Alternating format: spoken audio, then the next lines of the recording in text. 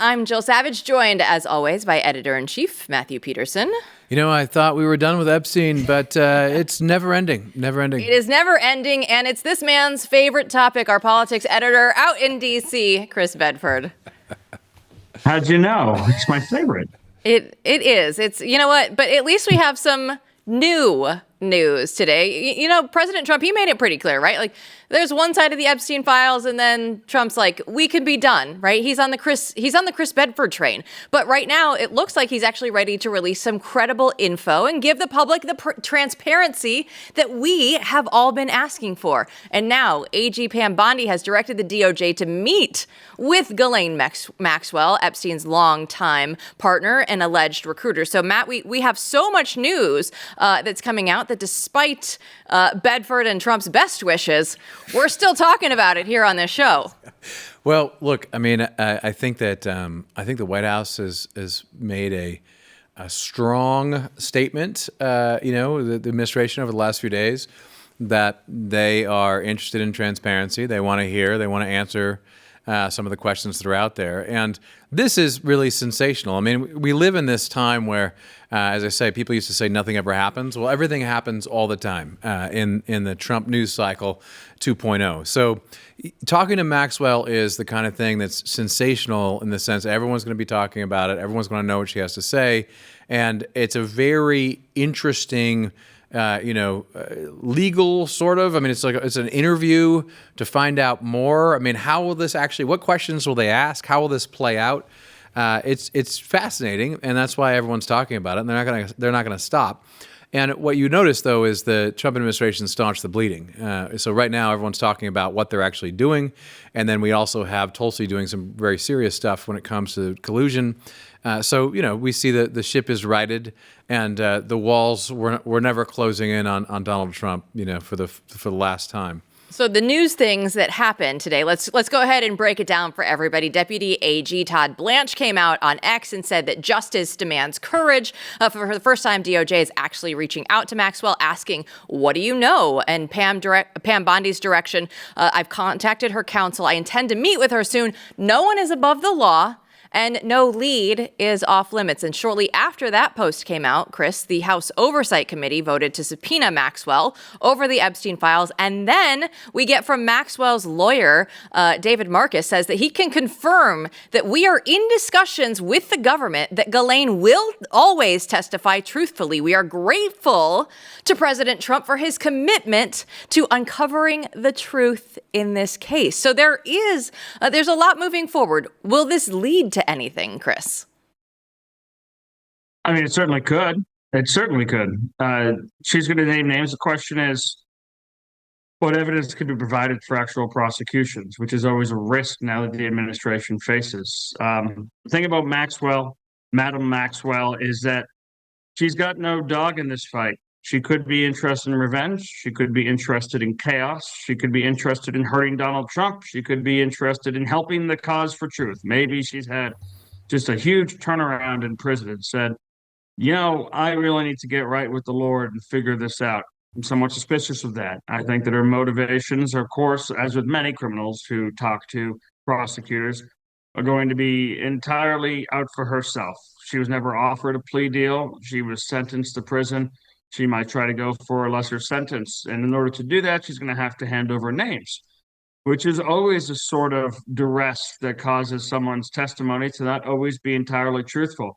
I mean, you saw that ridiculous Wall Street Journal article, the expose that had that strange esoteric comic that was supposedly written by Donald Trump in a voice that no one has ever heard from the most public figure in the world for 10 years now. But where did that come from? Did that come from the Department of Justice or some disgruntled agents? We know that it was in their files. Or did it come from Maxwell's team and her lawyers? We know that they had a binder that included, she kept a binder that included that card, supposedly at least. So you have to wonder what this woman's motivations are before she comes forward. And here's the risk in general of the client list, of course, is going to be very interesting. The list of people who went to the island is broad. The list of people who went to the island includes artisans, includes workers, includes staff. And then you're going to have the whole question of, well, A 16-year-old girl who refuses to go on the record and refuses to press charges, understandably, considering how many people involved with this case have mysteriously died by by suicide, supposedly. They don't want to press charges. What if they name, as we all strongly suspect, former President Bill Clinton, for example? All right, well, what happens next? Does the MAGA base that's been really angry about the release of these files now get the files, just come suddenly quiet down? Or they demand the arrest of Bill Clinton with no one willing to press charges and the evidence of a woman who won't come forward?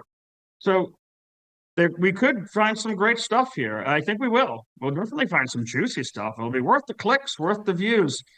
But is it going to tidy up the administration's mess? So that's a different question entirely. Well, it seems like there's one thought, there in the White House and another thought there up on Capitol Hill last week. Let's go ahead and take a look. Rebecca Zelko asked several members of Congress about this very thing, about Ghislaine Maxwell coming potentially in front of Congress. Take a look.